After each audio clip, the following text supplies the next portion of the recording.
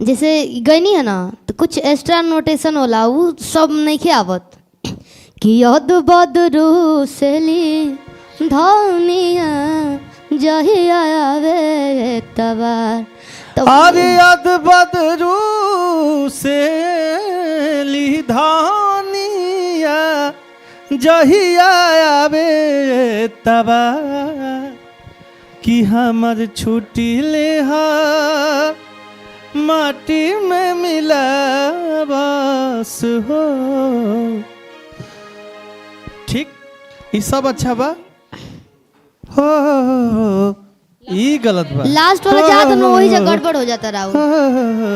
कौन ये बायकरा के सुधारम रहुआ अद बदरू सेली धानिया जहिया आवे तबा हर जहिया आवे तबा।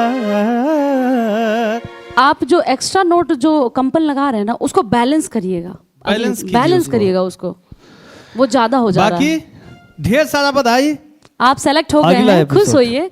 हम इसलिए बोल रहे हैं ताकि आप अच्छे से प्रिपरेशन करेंगे आगे और